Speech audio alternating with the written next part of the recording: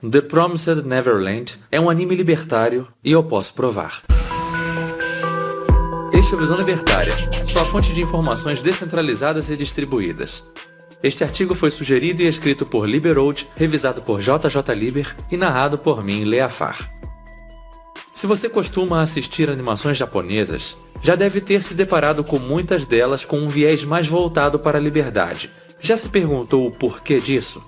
Bom, para entendermos o gosto que o povo japonês tem pela liberdade, precisamos voltar no tempo para antes da Segunda Guerra Mundial. Animelândia ou Samurailândia, ou ainda Japão como os estatistas chamam, sempre foi um país isolado do restante do mundo, tanto pela sua geografia como pela sua cultura. O imperador manteve o país completamente fechado até o século XIX. A falta de liberdade era tão grande que enquanto americanos poderiam ter armas de fogo livremente, japoneses não podiam nem mesmo ter espadas. Como todos sabemos, a falta de comércio só impede a geração de riqueza. Então, o país ainda era basicamente agrário, enquanto o resto do mundo já estava se industrializando. Porém, o rei do gado queria mais. Então, passou a invadir os países vizinhos. Como ele conseguiu isso? Porque a gadosidade do povo japonês era fora de série. Já ouviu falar dos kamikazes? Eles eram pilotos que se matavam ao jogar suas aeronaves em cima de alvos inimigos. E esse termo surgiu com os pilotos japoneses. Tamanha era a sua submissão que eles morriam pelo imperador. Porém, ao fim da Segunda Guerra Mundial, Animelândia foi alvo de 2 bombas nucleares nas cidades de Hiroshima e Nagasaki. Com medo de sua cidade ser a próxima a receber a visita nuclear, o imperador se rendeu. Para os japoneses, isso era inaceitável. Os soldados japoneses eram ensinados sobre honra e que morrer era preferível à rendição. E agora o imperador estava desistindo? Por causa disso, a venda estatal caiu por terra.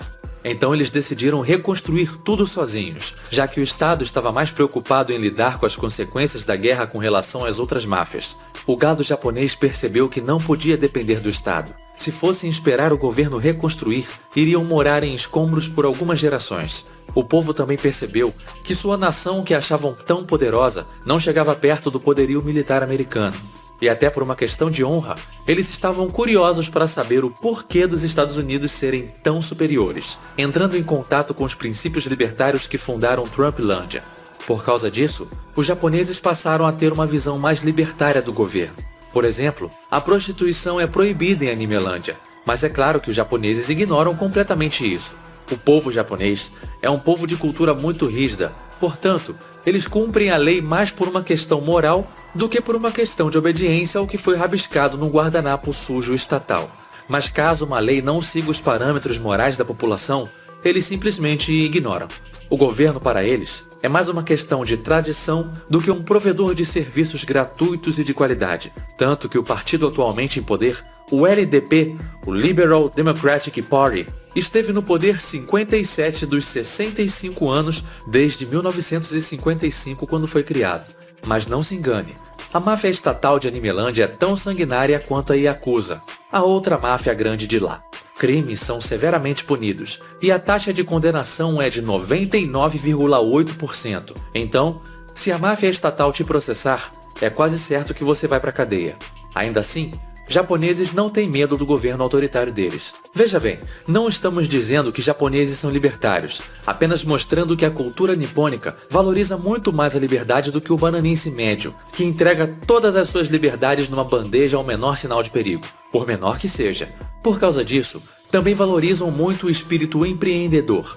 Não à toa, eles foram de um país em escombros a uma das nações mais tecnológicas no século XX.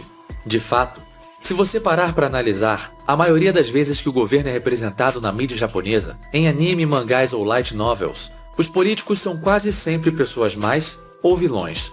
E quando digo mais, não quero dizer corruptos. Bom, isso também, mas geralmente são representados como assassinos ou estupradores, enquanto que o herói é geralmente alguém individualista que não segue os parâmetros estabelecidos pelo Estado.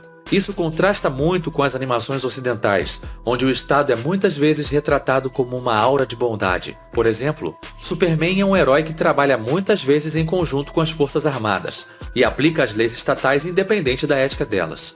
Assim como na história The Dark Knight Returns, onde o Superman é apenas mais um cachorrinho da máfia e o Batman precisa dar uma lição nele. Agora, vamos falar do anime em questão, The Promised Neverland. Caso você ainda não tenha assistido essa obra-prima das animações, sugiro parar por aqui e ir assistir ainda que seja somente o primeiro episódio. Daqui pra frente, teremos spoilers da primeira temporada do anime, mas não vamos dar spoilers do mangá, já que a maioria não deve ter lido. Para começar com chave de ouro, a primeira estrofe da música de abertura diz: "Quanta liberdade nos resta", em tradução livre. Além disso, a própria animação que acompanha a música mostra por diversas vezes crianças como presidiários, mas aparentemente felizes. O que isso pode representar? O anime em questão foca na história de um orfanato, onde crianças vivem felizes e brincando juntas sob a supervisão de Isabela, que as crianças carinhosamente chamam de mãe. Porém, o seu mundo é virado de cabeça para baixo quando descobrem que o orfanato, na verdade, é uma fazenda que cultiva crianças para serem devoradas por monstros assustadores, que as crianças chamam de demônios. Diante desta descoberta, as crianças passam a planejar sua fuga, bem como descobrem como funcionam as coisas nos bastidores desse abatedouro humano. O paralelo aqui é bem óbvio.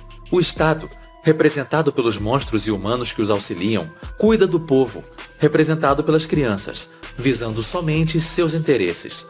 Claro que no sistema bananense, a mãe representada no anime deveria ser uma alcoólatra inveterada que espanca as crianças. Mas lembre-se que estamos falando de um país onde o governo trata um pouco menos pior o seu gado.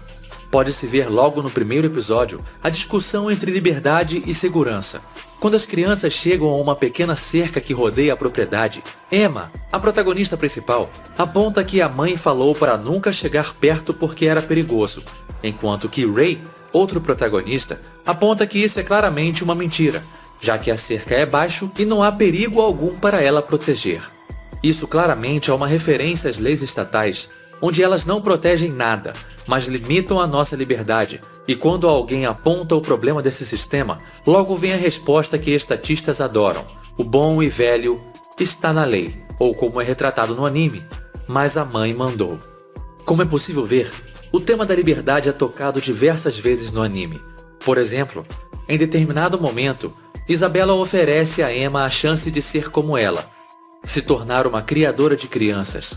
Assim, ela não morreria e teria diversos benefícios. Porém, a protagonista recusa a oferta. Aqui, podemos ver a velha falácia de que os governos nos representam e que qualquer um pode chegar lá. Porém, a protagonista prontamente aponta que é errado ela se beneficiar da exploração dos outros. Ainda que ela pudesse ter uma vida fácil, ela não conseguiria remover o peso de saber que estava fazendo algo errado. Nesse ponto, também vemos um aviso para alguns que se dizem libertários. Muitos dizem que a solução é entrar no governo para mudar as coisas por dentro, mas fazer parte dos parasitas nunca vai ser ético. Não importa o quão bom como político você seja, o sangue de milhares de pessoas que morrem todos os anos por causa do Estado ainda vai estar em suas mãos. A própria Isabela é uma excelente representação do socialismo. Ela está disposta a quebrar as pernas das crianças, literalmente, porque ela julga saber o que é melhor para elas. Tudo isso se torna ainda mais aterrorizante quando é revelado que tudo o que ela fez é por uma versão distorcida de amor pelas crianças. Ela analisa a situação em que se encontra e julga que o melhor é serem ignorantes quanto aos fatos e as crias com todo o cuidado e carinho, até o dia em que vão para o abate. Porém, a mensagem mais forte do anime é vista no final da primeira temporada. As crianças devem escolher entre se submeter ao sistema e serem bem cuidadas, recebendo comidas, roupas e brinquedos por serem valiosas, ou se aventurar por terras desconhecidas correndo diversos riscos. A resposta não é dada em palavras. A protagonista apenas vai embora, deixando para trás a sua vida de escrava e abraçando, enfim, a liberdade. Obrigado por sua audiência. Se você gostou deste vídeo, clique no ícone de curtir abaixo e compartilhe o vídeo em sua rede social. Se você deseja ser notificado de outros vídeos, clique em se inscrever e depois no ícone de campainha. Visite o meu canal Liberdade Cultural. Lá iremos usar da cultura pop, principalmente a cultura pop japonesa, para ensinar aos leigos sobre libertarianismo. Um abraço e até a próxima.